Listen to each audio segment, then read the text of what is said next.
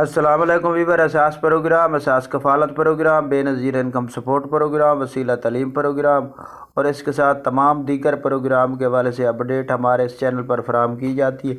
آپ لوگوں سے گزارش ہے کہ ہمارا چینل سبسکرائب کریں، لائک کریں اور زیادہ سے زیادہ کمنٹس کریں۔ آپ کو نئی سے نئی اپڈیٹ فراہم کریں گے۔ اس سے پہلے یہ بھی گزارش کریں گے کہ ویڈیو مکمل دیکھیں تاکہ آپ کو نئی اپڈیٹ فراہم کر سکے۔ تو ایسے تمام افراد جو جانچ پڑتال میں تھے یا جنہوں نے ابھی تک کوئی قسط کو وصول نہیں کی تھی یا جن کے پاس رجسٹریشن کے حوالے سے اپڈیٹ آ رہی تھی، تو ان لوگوں کو گزارش ہے کہ جنہوں نے مکمل طور پر سروے کرا لیا تھا، ڈائنامک سروے، یا اس سے پہلے ان کا سکور چیک کرنے کے لیے ہم اپنی ویڈیو میں لنک فراہم کرتے ہیں جس پر آپ چیک کر سکتے ہیں کہ آپ کا اگر سکور 32 یا 32 سے کم ہوتا ہے تو آپ کو اساس کفالت، بے نظیر کفالت پروگرام اور نشو و نما پروگرام ایسی تمام سبسڈی میں شامل کیا جاتا ہے۔ اگر آپ لوگوں کا سکور 32 سے اوپر ہوتا ہے تو آپ لوگوں کو صرف سبسڈی جو کہ گورنمنٹ اس وقت بے نظیر انکم سپورٹ پروگرام کی طرف سے 40 سکور تک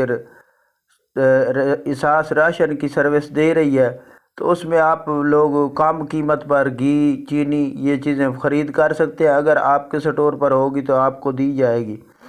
تو اس کے ساتھ آپ کو یہ بتا دیں کہ اگر آپ کا سکور کم ہوتا ہے اور آپ 8171 پورٹل پر چیک کرتے ہیں اور آپ کو 9,8500 روپے لکھا آتا ہے تو آپ لوگوں کو قسط فراہم کی جائے گی، جو کہ بے نظیر انکم سپورٹ پروگرام، اساس کفالت پروگرام کی قسط فراہم کی جاتی ہے۔ اس کے ساتھ آپ کو یہ بتا دیں کہ ایسے تمام افراد جنہوں نے نشو و نما میں